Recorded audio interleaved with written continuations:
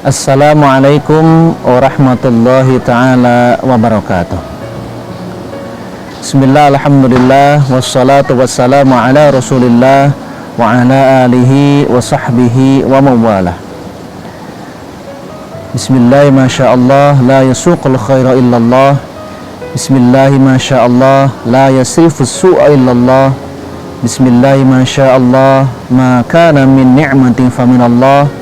Bismillah, masyaallah, la hawla wa la quwwata illa billah. Amma ba'd. Allahumma ja'al jam'ana hadha jam'an marhuma wa tafarraqana min ba'dihi tafarraqan ma'suma. Subhanaka la ilma lana illa ma 'allamtana innaka antal alimul hakim.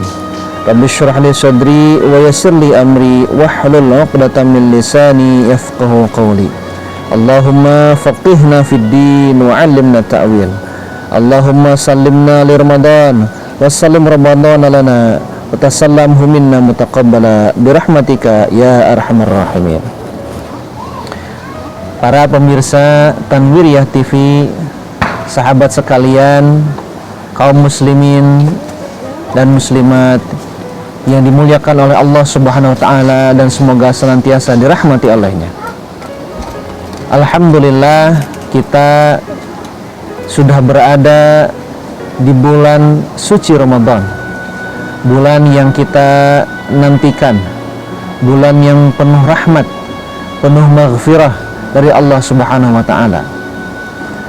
Sudah selayaknya bagi kita untuk bersyukur kita masih diberi umur bisa berada di bulan suci Ramadan ini.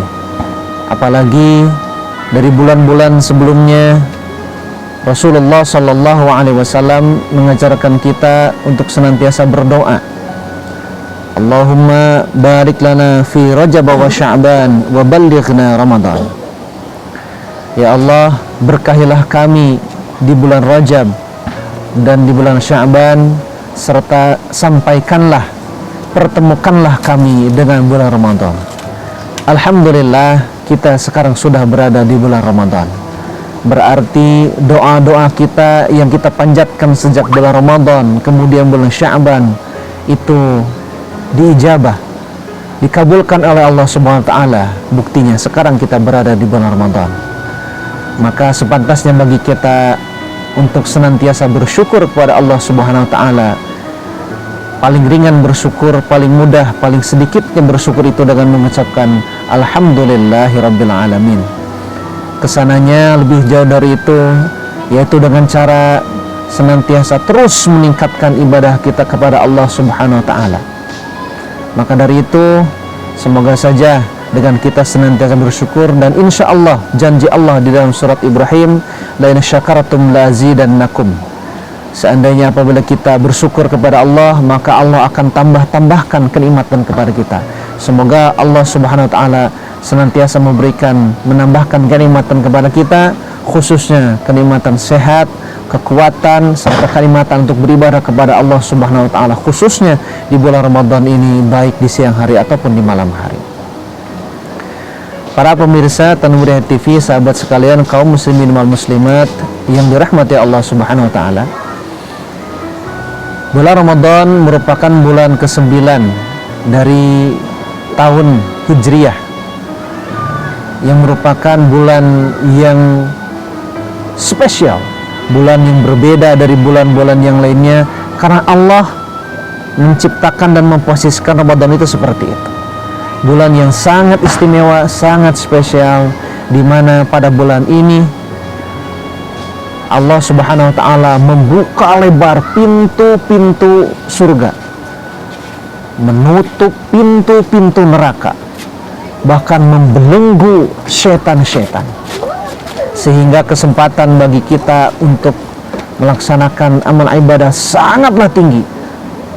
Bahkan lebih dari itu, Allah Subhanahu wa ta'ala akan melipat gandakan amal ibadah kita minimal 10 kali lipat, sebagaimana disebutkan di dalam surat Al-An'am 160, dan bahkan akan dilipat gandakan sampai 700 kali lipat, seperti yang disebutkan di dalam surat Al-Baqarah ayat 261. Bahkan menurut keterangan dari para ulama, Allah Subhanahu wa ta'ala bisa saja melipat gandakan lebih dari itu lagi pada bulan suci Ramadan ini. Apalagi nanti ada suatu malam yang sangat luar biasa, yaitu malam Al-Qadar atau Lailatul Qadar. Para pemirsa Tanuriah TV, salah satu keistimewaan bulan Ramadan tadi yaitu dengan dibelenggunya setan. Apakah ini berbanding lurus dengan berkurangnya orang-orang dalam melakukan dosa dan maksiat? Karena kita tahu peran setan itu sangat luar biasa, memberikan dorongan dan kekuatan kepada orang untuk melakukan dosa dan maksiat. Begitulah setan, musuh kita. Apakah demikian? Apakah dengan dibelenggunya setan di bulan Ramadan ini tidak ada yang berbuat dosa? Ternyata orang yang berbuat dosa maksiat masih ada saja dan tetap ada saja. Bahkan terkadang ada yang berani tidak melakukan kewajiban puasa Ramadan. Itu ada. Maka dari itu ajaran Islam ada aturannya, hukuman bagi orang yang melakukan tersebut. Nah, apakah ini berarti setan-setan tersebut itu tidak dibelenggu? Dibelenggu. Terus peran apa, kekuatan apa yang mendorong seseorang untuk melakukan dosa tersebut? Sesungguhnya adalah peran kekuatan yang ada dan senantiasa ada di dalam diri manusia itu sendiri. Apa itu? Kekuatan hawa nafsu. Nah, dari itu perkenankan Al-Fakir, saya akan sedikit membahas mengenai hawa nafsu yang ternyata memiliki peran yang kuat di dalam diri kita, bukan hanya di bulan Ramadan sesungguhnya, tetapi di luar bulan Ramadan. Maka perhatikanlah keterangan yang disampaikan oleh Imam Ibnu Qayyim al-Jauziyah di dalam kitab Asbab Takhallusul Hawa, di mana beliau mengatakan definisi dari hawa nafsu itu adalah mailut tab'i ila ma yulaimuhu, kecenderungan diri untuk mengikuti, melaksanakan apa yang diinginkan olehnya. Kecenderungan diri untuk melaksanakan apa yang diinginkannya, baik itu hal yang baik atau yang buruk. Jadi sesungguhnya hawa nafsu itu bisa mengarahkan kepada yang baik, bisa mengarahkan, memberikan kekuatan untuk melakukan hal yang jelek. Maka kita perlu mengetahui juga di dalam Al-Quran, istilah hawa nafsu itu dalam bahasa Arabnya disebutkan dalam dua istilah. Satu an-nafs, yang kedua adalah al-hawa. Di dalam surat Asy-Syams ayat 6 dan 7 disebutkan, a'udzubillahi minasyaitonirrajim, wa nafsi wa ma sawwaha fa'alhamaha fujuraha wa taqwaha. Dan demi jiwa, demi diri, demi nafas dan pembentukannya, maka Allah akan memberikan petunjuk, ilham kepada nafas ini untuk melakukan hal yang baik, hal yang jelek, dan hal yang baik. Dan hawa nafsu ini termasuk juga keinginan untuk makan, keinginan untuk minum, keinginan untuk tidur, keinginan mencintai lawan jenis. Itu semua ada peran hawa nafsu. Maka ketika hawa nafsu ini kita bisa mengarahkannya kepada yang baik, itu adalah sesuatu yang sangat luar biasa. Tapi apabila kita mengikuti apa yang dikatakan hawa nafsu tanpa kita mengontrolnya, maka kemungkinan besar itu adalah sesuatu yang jelek dan akan mengarahkan pada suatu dosa dan maksiat. Maka sesungguhnya bisa disimpulkan ketika disebutkan hawa nafsu itu bisa dimutlakan kepada dua hal, maka bisa mengarahkan kepada yang baik, kepada yang buruk. Namun ketika dimutlakan kepada sesuatu hal saja, satu hal saja, maka hawa nafsu itu cenderung mengarahkan kepada yang jelek, dan itu sesuatu yang tidak terpuji dan merupakan sesuatu yang tercela. Namun perhatikan, istilah an-nafs di dalam Al-Quran itu disebutkan sebanyak 295 kali dengan derivasi katanya, an-nafs, anfus, dan lain sebagainya. Sedangkan hawa, istilah lain dari hawa nafsu gitu ya, dalam bahasa Arab di Al-Quran disebutkan sebanyak 33 kali. Nah, maka di dalam bahasa Indonesia hawa nafsu itu dipakai dua-duanya, hawa dan nafsu gitu. Nah, an-nafasnya adalah tadi berapa? 295, sedangkan hawanya itu 33, kurang lebih 9 kalinya gitu. Jadi Hawa 33, ya kali 9 kurang lebih 297. Jadi 9 kalinya. Sehingga kalau yang Hawa kemungkinan besar itu menunjukkan kepada hal-hal yang tercela dan jelek. Sedangkan an-nafasnya tadi seperti yang disebutkan dalam surat Asy-Syams tadi, ayat ke-6 dan ke-7, bisa baik bisa buruk. Itu 295 kali. Sehingga bisa difahami bahwasanya jiwa kita dengan kekuatan nafsu yang ada di dalam diri jiwa kita itu sesungguhnya lebih mengarahkan kepada hal yang baik apabila kita bisa mengontrolnya. Seperti itu. Maka para pemirsa Tanwir TV yang budiman, selanjutnya perhatikanlah keterangan yang disampaikan oleh Imam Al-Ghazali rahimahullah, seorang ulama besar yang hidup pada abad keempat Hijriah. Beliau mempunyai karya yang begitu banyak, di mana umurnya sesungguhnya tidak terlalu tua. Beliau meninggal pada umur kurang lebih 55 tahun, sebagian ahli sejarah mengatakan 54 tahun. Namun itu adalah umur dari dirinya, raganya.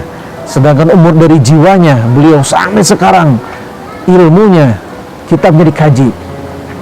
Di dalam kitab-kitab beliau diantaranya, di dalam kitab Mizanul Amal, ada kitab Ihya Ulumuddin yang kemudian disingkat menjadi di talkhis, kemudian di mukhtasar menjadi kitab Mau'izatul Mu'minin, banyak dikaji. Kemudian dalam kitab Kimya'us Sa'adah yang secara harfiah artinya kimia kebahagiaan. Bagaimana kita meramu kimia menjadi kebahagiaan, di mana kebahagiaan tersebut diantaranya adalah dengan bisa mengontrol hawa nafsu kita. Di dalam keterangan yang dinisbahkan kepada beliau tersebut disebutkan bahwasanya di dalam diri manusia ada 3 kekuatan yang mempengaruhinya untuk melakukan atau mengucapkan sesuatu. Yaitu pertama, al-quwah al-aqliyah, kekuatan akal. Kekuatan akal gitu. Sehingga dia bisa melihat atau bisa berpikir, bermain logika gitu ya. Akal itu bermain logika. Nah, ini saya lakukan atau tidak. Yang kedua, al-quwah al-ilmiyah, kekuatan ilmu. Ini kekuatan dari apa yang dia dapatkan dari ilmu pengetahuan, wawasan, pengalaman yang dia dapatkan. Dan yang ketiga, al-quwah asy-syahwaniyah, kekuatan syahwat, hawa nafsu yang tadi. Nah, apabila seseorang bisa menempatkan 3 kekuatan ini dengan baik, maka insya Allah dia akan menjadi pribadi yang baik. Seperti apa tipsnya menurut Imam Al-Ghazali rahimahullah adalah jangan sampai kekuatan yang ketiga ya, kekuatan yang ketiga yaitu kekuatan syahwat itu menguasai akal. Karena apabila kekuatan syahwat, kekuatan hawa nafsu itu menguasai akal, jangankan akal, kekuatan ilmu pun akan tertutup. Itu sia-sia. Maka bagaimana supaya kekuatan hawa nafsu, syahwat ini tidak menguasai akal? Tidak ada lain dan tidak bukan kekuatan yang kedua, yaitu ada kekuatan ilmu. Itu harus senantiasa kita perbarui, harus senantiasa kita tambah. Maka ini selaras dengan ajaran Islam yang mengatakan bahwasanya thalabul ilmi faridatun ala kulli muslimin wa muslimatin, bahwasanya menuntut ilmu, lebih tepatnya menuntut ilmu agama, itu adalah sesuatu hal yang wajib bagi setiap muslim laki-laki ataupun muslim perempuan. Kenapa? Supaya kekuatan ilmunya terus bertambah. Kenapa? Supaya kekuatan ilmunya bisa mengimbangi kekuatan syahwatnya, sehingga akalnya, logikanya tidak semata-mata dipengaruhi oleh syahwatnya. Apabila demikian, maka insya Allah yang diucapkan, yang dilakukan oleh kita akan menimbulkan sesuatu hal yang baik. Bahkan, Masya Allah, Subhanallah, Allah Subhanahu Wa Taala menciptakan hawa nafsu ini bukan karena tidak suka atau bukan untuk menjerumuskan kita. Bukan. Allah itu Maha Pengasih, Maha Sayang. Justru sebaliknya, ketika hawa nafsu ini yang senantiasa berada di dalam diri kita, kita bisa mengontrolnya, maka derajat kita, Masya Allah, akan diangkat oleh Allah Subhanahu Wa Taala, bahkan bisa melebihi derajatnya para malaikat. Ketahuilah bahwasanya malaikat Allah adalah makhluk Allah yang la ya'sunallaha wa yaf'aluna ma yu'marun. Mereka yang tidak pernah bermaksiat, berbuat dosa kepada Allah dan selalu melaksanakan apa yang dilakukannya. itu karena mereka tidak memiliki nafsu. Wajar, maka tidak ada dorongan untuk melawan Allah. Wajar, maka tidak ada hawa nafsu, dorongan untuk melakukan perbuatan yang jelek, melawan, tidak ada. Tapi kita ada dorongan itu bukan berarti itu selamanya akan mendorong kita untuk berbuat yang jelek. Tadi ingat, menurut Ibnu Qayyim al-Jauziyah, bisa saja hawa nafsu ketika dikontrol menjadi kekuatan untuk melakukan perbuatan yang baik. Bahkan Allah akan angkat derajat kita menjadi mendapatkan derajat yang sangat tinggi. Begitulah para nabi dan rasul, al-mursalun wal anbiya, mereka derajatnya tinggi di atas para malaikat karena mereka adalah orang-orang kekasih Allah terpilih yang bisa mengontrol hawa nafsunya.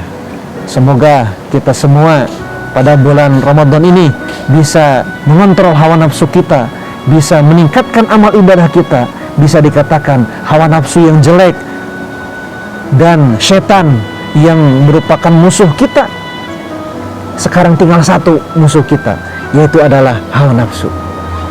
Maka kekuatan ini kita kalahkan, insya Allah kita akan diberi kenikmatan beribadah kepada Allah Subhanahu Wa Taala. Kita bisa beribadah dengan khusyuk, kita bisa beribadah sesuai dengan apa yang diajarkan oleh Allah Subhanahu Wa Taala. Sehingga ketika ditanya apakah hawa nafsu itu musuh atau lawan, tergantung kita menempatkan hawa nafsunya itu. Demikian yang bisa saya sampaikan, semoga bermanfaat khususnya kepada diri kami pribadi, umumnya kepada kita semua. Semoga kita senantiasa dirahmati Allah Subhanahu Wa Taala. Wallahul muwaffiq ila aqwamit thoriq. Wassalamualaikum warahmatullahi wabarakatuh.